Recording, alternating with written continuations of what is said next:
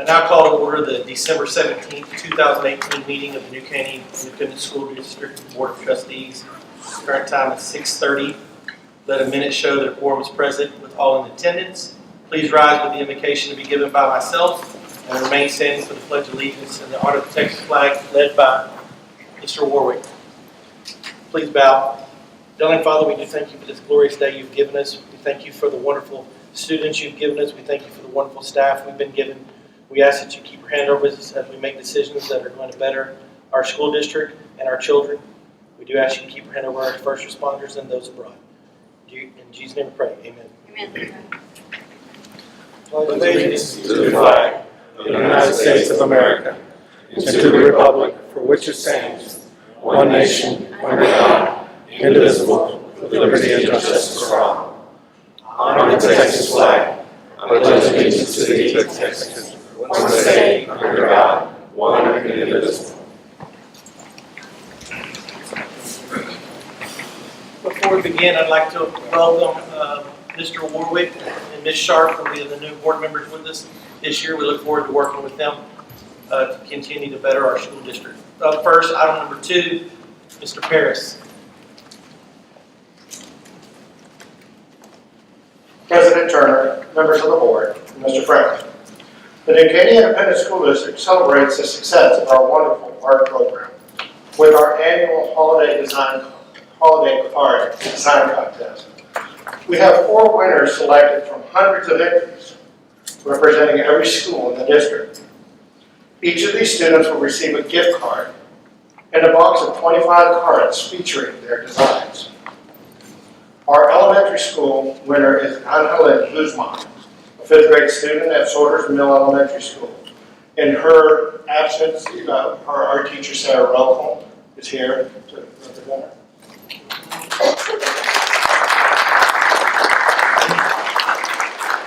Our middle school winner is Haven Mixon, a 6th grade student at New Caney Middle School. Joining her to receive this award are her family and art teacher, Colleen Bennett.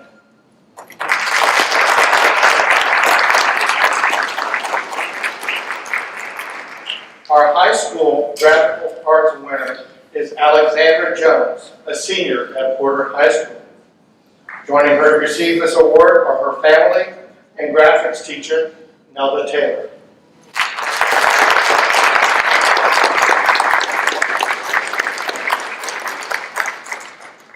And our high school art winner is Jason Jane, a senior at Porter High School. Joining him to receive his award are his family and art teacher, Lashana Roden.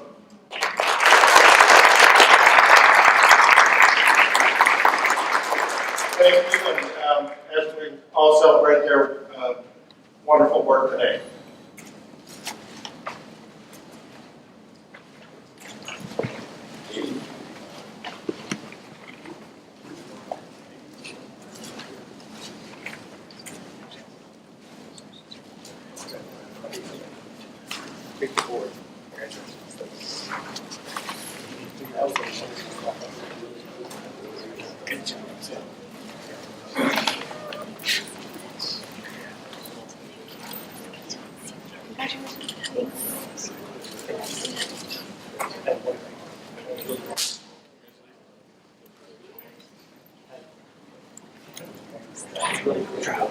Good job.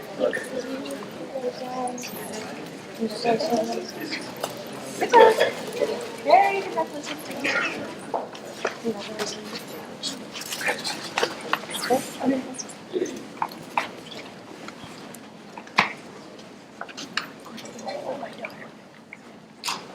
Up next, Mr. Jonathan Powell representing New Caney High School.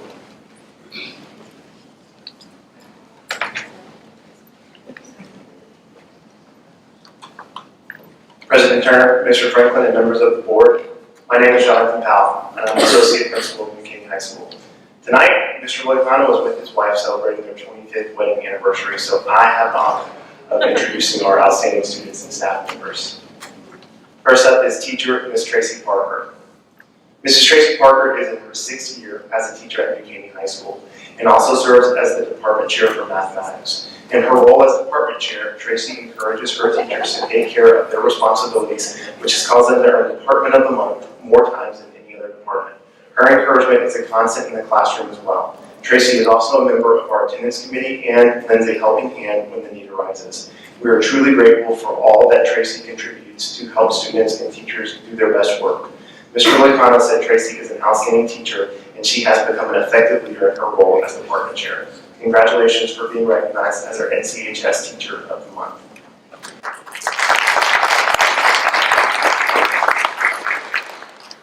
Next up is Mrs. Tracy Plander. She couldn't be here tonight. She had a scheduling conflict.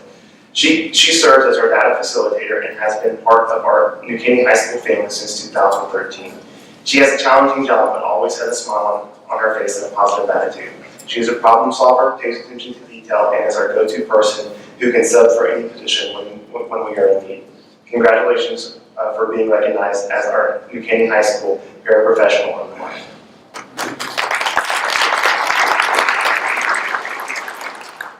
Student athlete Braden Mills.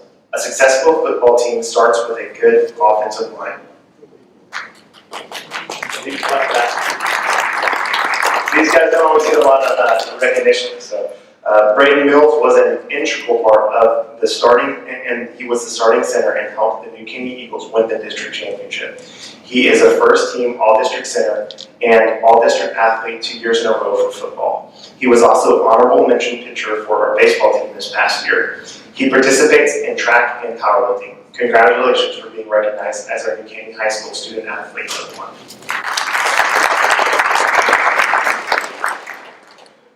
Next up is our CADE student, Amanda Harrell. Amanda is the president of FFA. She has won district and competed at area and job interviews through FFA. She has also shown hogs and lambs making sell many times over the course of her high school FFA career. Amanda was named the Lone Star Farmer, the highest degree awarded in FFA. Congratulations for being recognized as our New Caney High School CADE Student of the Month.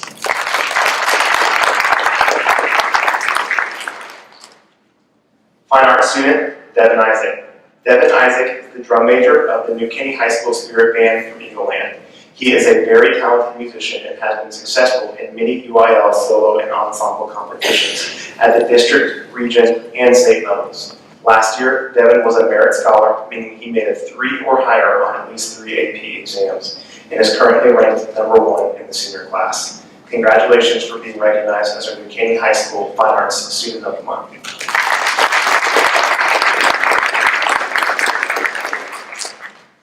Custodian Bernadita Acuna. Bernadita has been a custodian with New Caney ISD since 2007. She is here each morning smiling and happy to help. She is always willing to go out of her way to help our staff and students in any way that she can. Mrs. Murphy, our head custodian, said she never misses work and she always works hard getting everything done that needs to be done. Congratulations for being recognized as our New Caney High School Custodian of the Month.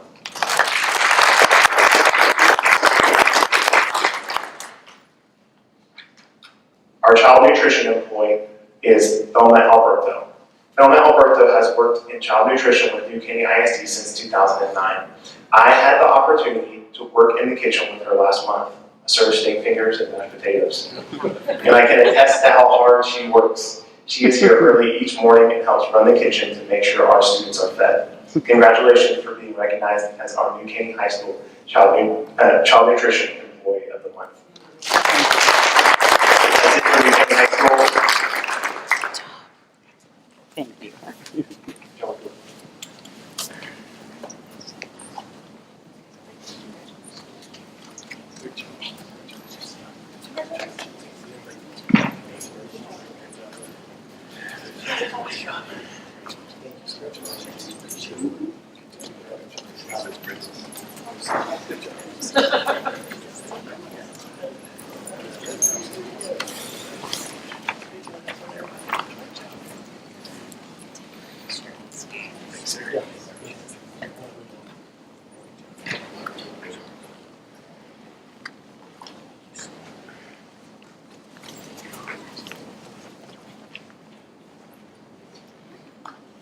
All right, up next, Mr. Jeremy Harris, principal at Porter High School.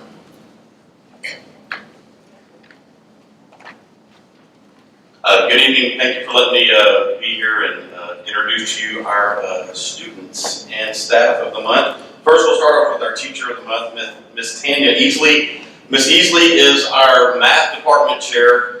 She has a tough job because there are some crazy folks in that math department, and she's kind of the mother hen, and she does a great job of keeping them all together. It is a fantastic department. When I say they travel as a pack, they travel as a pack. I'll be sitting in my office and all of a sudden all 10 of them show up. And it's not just one of them, it's all 10 of them. She teaches dual credit in our school and has my daughter in that class, so pray for her daily. Tanya, not my daughter. And she's also, the great thing about Miss Easley is when we have a need in our school, she's one of the first ones to step up. And we had a pretty big need for a student council sponsor. And if you know anything about being a student council sponsor, that is a huge undertaking. And I put out the word, we needed a sponsor, and I got a reply within, I don't know, it seemed like minutes to me. And she stepped up and she has done a fantastic job. So we're very lucky to have her.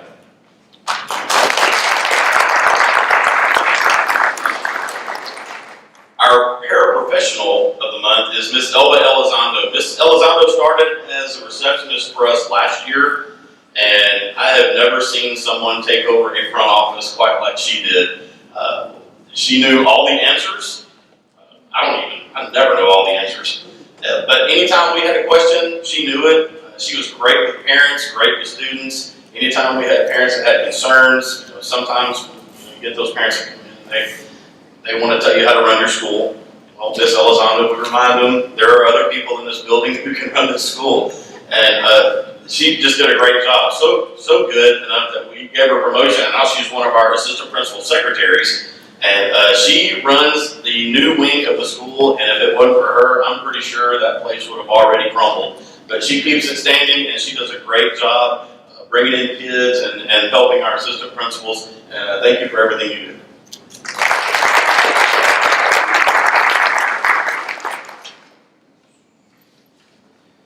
Our custodian of the month is Miss Jennifer Ramirez. She's our head custodian. And Jennifer came to us about a year ago. And it was kind of a new position for her. And she has, I'm telling you, I've never seen someone just come in with a smile every day and always ask him, what can we do? And she does a great job of keeping our school clean, keeping it safe. It's a warm place to come in, and kids want to be there. And anytime I ask her, I go, we'll get on the radio, Jennifer, we need, Ms. Ramirez, we need this. And it's done within 2 or 3 minutes. She has someone on it. And she just does a fantastic job keeping our school safe and clean.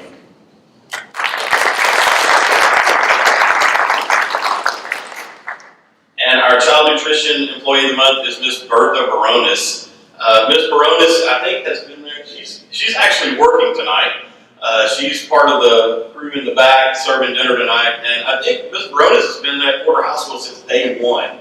So she's one of the originals. And if there is one person back there, well, besides Miss Beard, if there is one person back there that can give it back just as well as they can take it, it's her, because she gives it to me quite often. But she does great with our kids. If there are issues in the lunchroom, she knows the kids. I mean, and not just know them by face, she knows them by name. And so if we have any issue with a kid, we'll just go, okay, somebody has a birthday, because she knows that kid's name, because we don't even know all the kids' names. But she does a great job, and she is an integral part of our cafeteria. Thank you very much.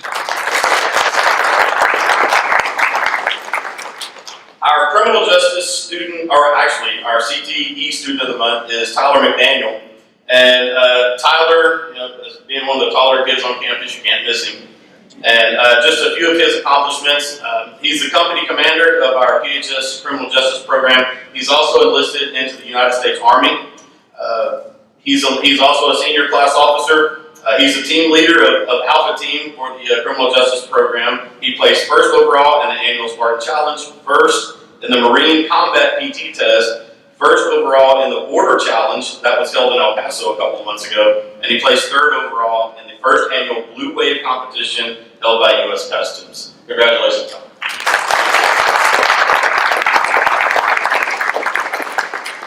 Our next student is Brady Barrow. He's our Fine Arts Student of the Month, and I feel like I've kind of raised Brady over the last 2 years because I'll mess with him in the lunch in the cafeteria every now and then, and he just kind of cringes when I walk up. But it's fun to talk to him. He's one of the funniest kids I've ever met, and always has a smile, great sense of humor, and he has so much school spirit. I've never seen a kid with as much school spirit as this kid. He's an NHS officer, he's a choir member, he's a two-time class officer, he was our homecoming king. He's a drum major for the Porter Spartan Marching Band, and this is going to pain me to say this, but he's going to the University of Texas in Austin to study medicine, so I will probably be looking for another doctor. No, but he's a great kid. We are truly going to miss him when he graduates, and it's been an honor being your principal. Thank you. And our student athlete of the month is Zane Russell. There's so much I can say about this kid. He is one of the most respected students on our campus. Very well thought of, not just by students, but by staff as well. He's one of those kids that he's just going to stand up for what's right. And I can't say enough about him. He's an NHS member. He was the District 9 5A Offensive Most Valuable Player in football this year. He set 4 passing records as the quarterback at Porter High School. He was a team captain. He's academic All-State in football. In baseball, he was an All-District pitcher, academic All-District, and he was the varsity team captain. He's also very involved in mission trips with his church. He goes to Haiti every summer. I think you miss about a week or 2 days or something in there. But he's, there's not, I just can't say enough about him. He's just a great kid. He is going to Dallas Baptist University where he will play baseball. They have a great baseball program, so that speaks a lot to his athletic ability. So thank you, Zane.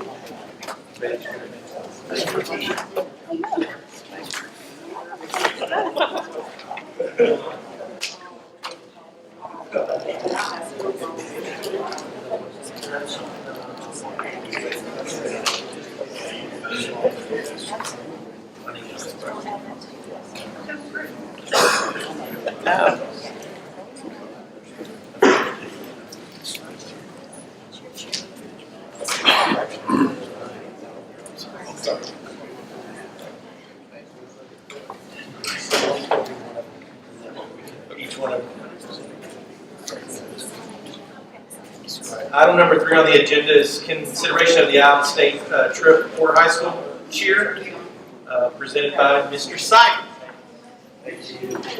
Yes, sir. Thank you, Mr. President. In a recent competition, the Porter High School cheerleaders qualified to attend a national competition in Orlando, Florida. We're asking for permission for an out-of-state field trip in February, pending finalization of trip itinerary funding, etc. Okay. Are there any other questions or further discussion? Is there a motion to be approved the out-of-state field trip to Porter High School? Do I have a second? Second. Motion has been moved and seconded. Now, there being no other further discussion, a vote will be taken. All those in favor say aye. Aye. Opposed? Motion has been approved. Thank you, sir. Up next is the same situation for New Caney. Yes, sir. The Caney High School cheerleaders attended the same competition and qualified as well for the out-of-state trip in February in Orlando, Florida. They're asking permission to attend that, pending finalization of itinerary funding, etc. Yes, sir. Any other questions? Is there a motion to approve the out-of-state field trip to Caney High School? Second. Motion has been moved and second. There being no further discussion, a vote will be taken. All those in favor say aye. Aye. Those opposed, motion has been approved. Thank you, Mr. Thank Sy. you, appreciate it. Item number 5 on the agenda is open forum. We have 2 that have signed up. So if Ms. Martinez would start making her way to the front, I'm going to read the small disclaimer that we have to read for that. So the board encourages comments from citizens of the district and employees. Anyone wishing to speak, either as an individual or as a representative of a group, may do so at this time. The board asks that the comments be limited to 5 minutes. Remember, the board may not discuss any issues that are not posted on the agenda. If there's an issue mentioned is listed on tonight's agenda, the board will defer discussion until the appropriate time during this meeting. In addition, the board has adopted complaint policies that are designed to ensure at the lowest administration levels that the resolution of the complaints and concerns. The policies are available on our district website. So, Ms. Yolanda, you have 5 minutes, and Ms. Angie's going to keep the clock for me. Who has the clock? Ms. Angie does right there. For the most part, as we all know, in the New Caney School District, we are forever growing. So we know there's about 15,000 students that are here. The other thing that's very well known about the New Caney School District is we have at least about 60% of our students that are economically disadvantaged. So one of my main purposes for coming here tonight actually does have to do with the calendar, which that information was sent out to the parents a couple of weeks ago. And the newsletter is also on the website as well. And so I'm going to try to read my speech so I can stay in these 5 minutes. Public schools are data-driven, and it should be data that justifies changes in school districts. As the school board considers the 2 proposed calendars for 2019-2020, because there's one for Infinity Early College High School as one as for the remaining schools, we being the parents, ask the board for due diligence. How in-depth was the research for this proposal? Does the proposed calendar account for all the families in the district? Have the committees accounted for those families who are for or against the proposal? Even though the district alerted parents by way of the newsletter and district websites, what percentage of those have actually responded that may be affected? When the board looked at the data, are we comparing apples to apples? Will it apply to the makeup of our school district where greater than 2/3 of the student population is economically disadvantaged? Unlike other districts, we don't have the luxury of high scoring academically. Students and teachers do need an opportunity to have time off in order to de-stress, but a major change such as this should have greater input from the people in the community who will be directly impacted. Even within the district, we are considering 2 separate calendars that can impact single and dual working parents, especially those who may have children that are at Infinity Early College High School and those that are in the normal high school, middle school, and elementary. I am asking that the board carefully and deeply review the proposed calendars. As a reminder, approximately 3 to 5 years ago, elementary start times changed from 8:30 in the morning to 7:30 in the morning, with the notion that the elementary students would do better. Well, upon reviewing one of our elementary TA scores in the reading, writing, and math since 2012, 2013 up until today, those overall scores have actually decreased. And there have been recent studies that show earlier start times resulted in more well-to-do students having poor school performance and higher rates of behavioral problems in elementary schools. Those are 2 separate studies. The change in the overall district calendar, the change in the overall district calendar, not the one that Infinity Early College High School is proposing, will be a significant change if approved.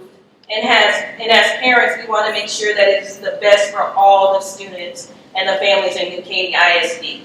So the understanding that students will have more time, teachers will have more time is fully appreciated, but at the same time, we really should account for, are we offering enhancement programs for these students when they're off in the month of October and when they're off in February? The other thing that is of importance is also when we move our spring break from mid-March to the end of March, early April, I understand that we are our own district, but oftentimes when the YMCA have programs or when kids that are involved in other activities, like my children are in sports, so they're in competitive soccer, those are the times when their teams may actually go to Europe. I mean, I'm fortunate to where we can do that, whereas those other parents they now have to find a week in October, a late week in March, April, to where they may not be able to send them to the YMCA, and then another week in February. And so I'm just asking the board, as you look at this proposal, what was the research? What was the data? Does it apply to our district? And maybe, yes, they need de-stressors, but do we need 2 extra breaks to do that?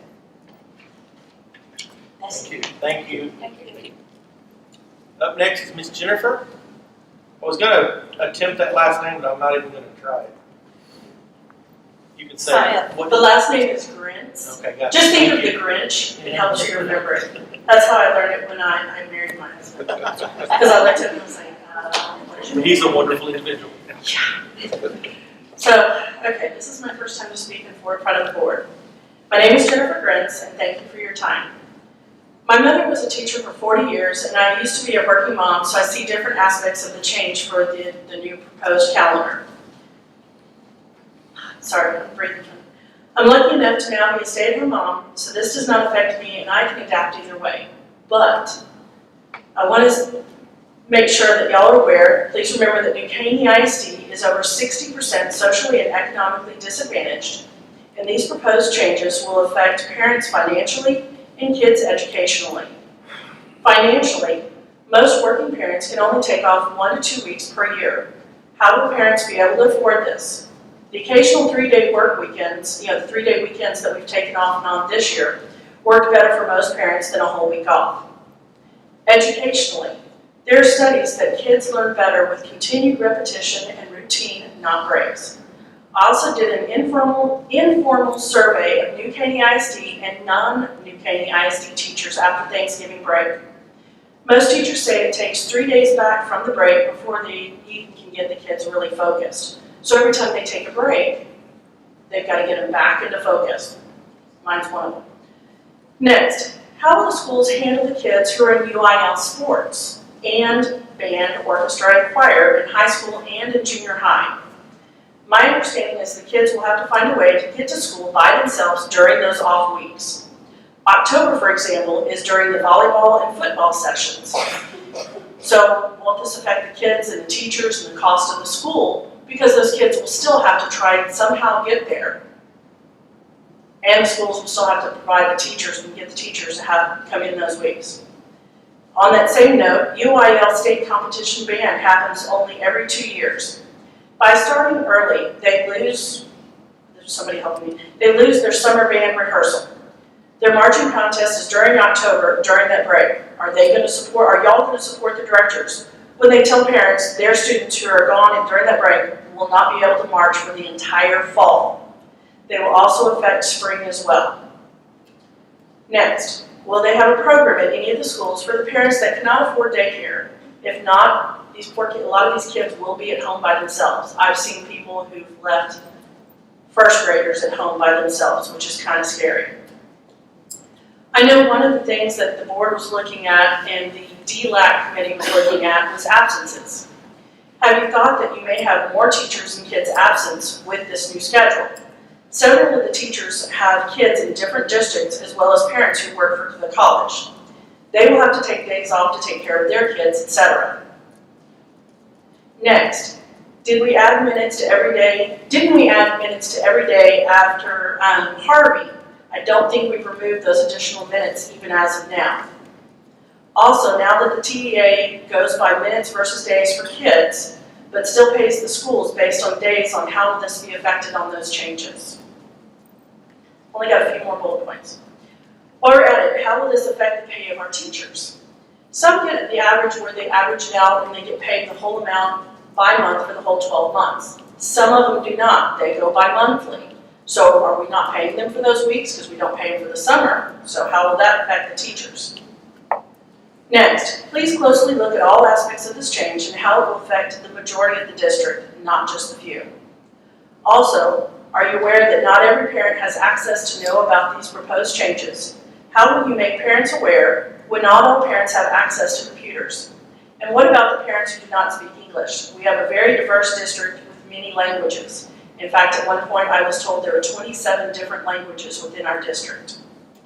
One last thing. Not sure if you're aware of this, but Green Tree tried this approximately 15 years ago, and it didn't work for them. I just want to thank y'all for your time, and just wanted to bring these items up to y'all. I know y'all are supposed to be voting on this, and I'm actually going to be part of the DLAC committee next year so that I can help with this as well. Thank you for your time. Thank you. Item number 6 on the agenda is closed meeting. The board will now meet in closed meeting under the authority of the Texas Government Code 551.074 for the purpose of personnel matters, Government Code 551.071 for attorney consultation, and Government Code 551.072 for deliberation regarding the purchase, exchange, lease, and value of real property, any action. As a result of the closed session, discussion will take place after the board reconvenes in the meeting. Current time is 7:01.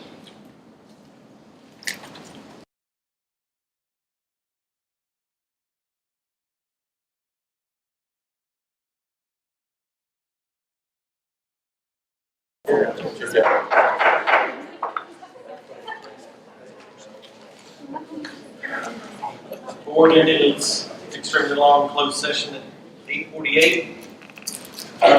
Up next is item number 7, proposals of board members. I'd like to publicly say, as a new president, that we as a board do appreciate all the work you guys do, because none of us really know what the day-to-day struggles are in those campuses, and we do appreciate the work that you guys do. Occasionally, when I run into things throughout the district, I think it's important to reflect that Mr. Condarco over at Kiefer, I'd like to say,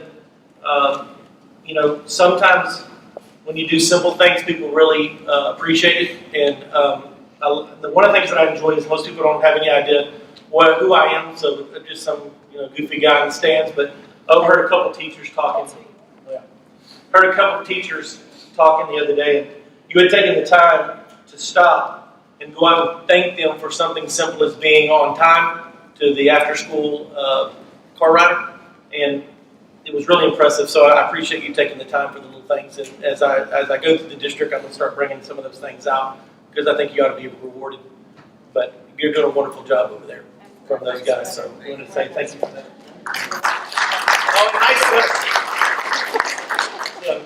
Anyways, and I apologize, elementary principals, I don't have anybody near stuff, so I'll try to get somebody to tell me about it. But no, you guys are doing a wonderful job, and I know you don't hear it enough, and we do appreciate what you do. So, item 8 on the agenda is consideration of the consent calendar. Are there any questions or further discussion of the consent calendar? Is there a motion to approve the items on the consent calendar? So moved. The motion has been moved and seconded. There being no further discussion, a vote will be taken. All those in favor say aye. Aye. The motion is approved. Item number 9 on the agenda is the consideration of 2019-2020 academic calendar presented by Ms. Shaw. Okay, good evening. We shared in your board book the proposed calendar for 1920. In November, the 13th through the 26th, we shared a form for teachers to vote on which calendar, A or B, that they preferred. We received 964 votes, and 86.5% of our teachers were in favor of the calendar that you had. We also shared with you some of the comments that were made online for our community members, and of those comments, 65% were positive, and about 35% were negative about that. And so, do you have any questions for me? And those 65% that were positive, those were community comments, parents. It's anonymous, so not all of it was anonymous. You could leave your email address if you wanted to, but not everyone did. So anyone in the community could have made a comment on And it. how long was that survey up, do you know? Been a month. It was like at least 3 weeks. A couple of days after the last board meeting. Month? Yeah, just under. Okay. And how many, they didn't vote, they just had that opportunity to put their comments in? Right. Okay. Was this distributed in any other communications other than? It was sent out in the district newsletter, and it was on our webpage. All. When you say newsletter, was that printed? I don't go through my kids' It's email, the district newsletter, it's email. So if they don't, So how many does that reach? It reaches a total of about 16,000, but every parent email we have is in there. It comes straight out of Scott. could you maybe touch on the process just for the benefit of the record? It started with the DLAC committee, and then it went to the teachers, and then we had this period for community review. Right, so we met with DLAG, we shared some sample calendars before we brought it to all of you to see if we could pursue looking at an innovative calendar. And if you'll remember, we gave our teachers, all of our instructional staff actually had an opportunity to vote, give us feedback on that, and 93% of our instructional staff voted in favor of pursuing an innovative calendar. So we brought it to you, we moved forward, met with DLAG, and had 2 more calendars that were proposed. And so those were shared, and with an opportunity for them to email comments, and then we had the vote November 13th. And then a few days after the last board meeting, the community was in the community newsletter for the district so that they could post comments as well. One step that Chrissy didn't mention is I met with every principal. And initially, we met with principals, and then we had the principals go to every campus and present to their staff on their campus prior to the steps that Chrissy just mentioned. So she missed the first one, which were to meet with meeting with the principals twice, right? We met with the principals, they went back to their staff, came back and met again after that. That was really the start of the process after we had met with you guys initially about the innovative calendar. And so starting a little earlier, and we have not adjusted the number of minutes, correct? We have not Okay. started, and times will be the same. Okay, and so the number of instructional days is the same, so our teachers are still getting paid for the same number of days? The number of teacher days will be 181 days, so it will be less. And they are paid for 187 days? They're going to be paid their base salary. Okay, and that's based off of how many days, do you know? Typically 187 is what our typical. Okay, and so 181 is what this calendar will reflect? Okay. And they still have the same options to defer payments, spread it out, just everything's still the same with that? Yes, ma'am. Okay. Is it the same for hourly employees? The hourly employees and salaries will be adjusted to accommodate one of the caveats that we had from the beginning was that no one would take a pay cut due to the calendar. So we have, we're still working. Of course, this is an academic calendar, not a work calendar. We continue to develop the work calendar, but the caveat that I gave the finance department, HR, as well as curriculum, was that no employee shall lose part of their salary due to a calendar. So that was the caveat that I presented back in October when we began this discussion. So that's something that we maintained all the way through, that we're not going to punish our employees due to a calendar change. So that's been an ongoing conversation behind the scenes. So. And we did work out the issues with the football, the UIL sports and participation? Yes, we consulted with Mr. Sype, we consulted with Mr. Paris, we consulted with vocational department, through Christie's department, and so we've gotten feedback from all of those areas, and we have not had one of those areas come back to us and say, you can't do this, or it's going to have a negative impact.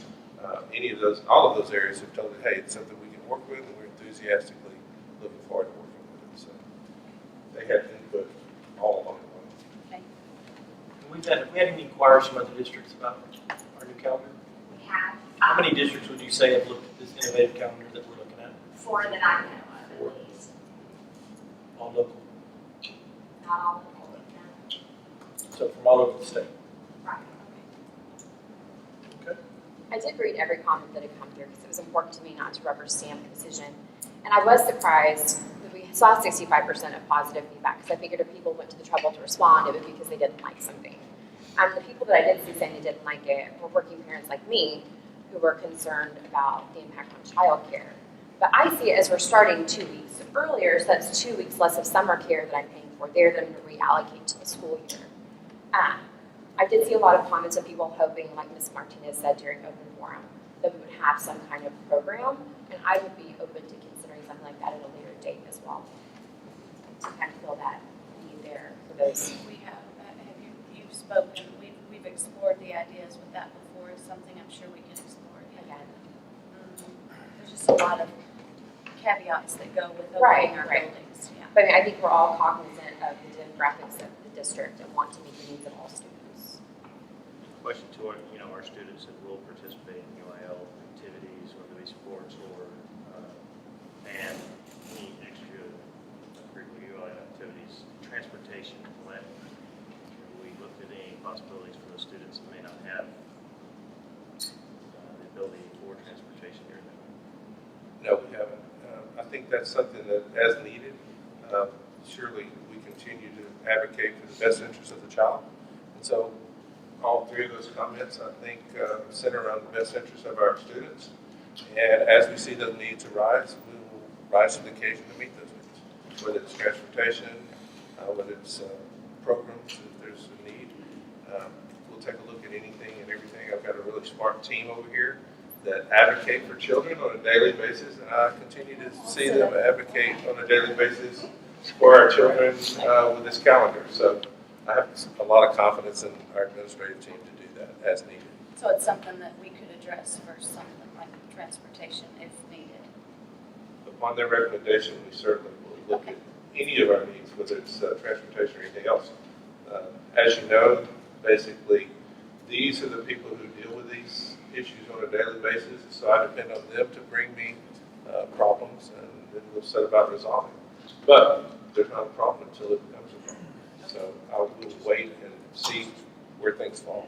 And I appreciate it's been a really thoughtful process from the community feedback to the teachers, and then the parent feedback online, and then the parents who cared enough to come today. I think that means a lot. Yeah, and this hasn't been a situation that we haven't been aware of. The staff has done a great job of keeping us informed as far as the process. We've urged for these communications to be well vetted. I think it's been a great process to this far.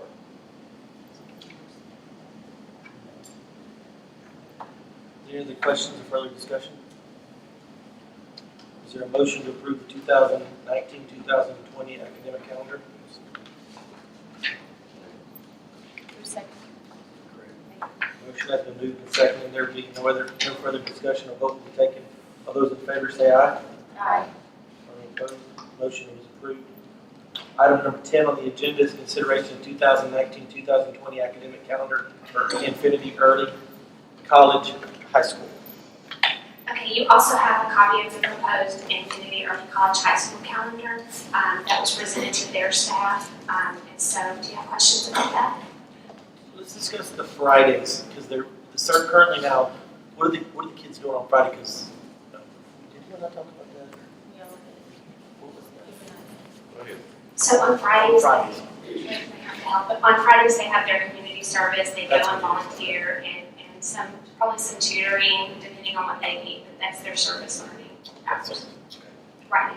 So this calendar differs because we have to align it with Lone Star, is that right? We don't have to align it with Lone Star, but it's in our kids' best interest to align it as much as we can. Thank you. Any other questions or discussion? Is there a motion to approve the 2019-2020 academic calendar for Infinity Early College High School? Second. Motion has been moved and seconded. There will be no further discussion. The vote will be taken. All those in favor say aye. Aye. No. The motion has been approved. There being no further business on the meeting, this meeting is adjourned at 9:01.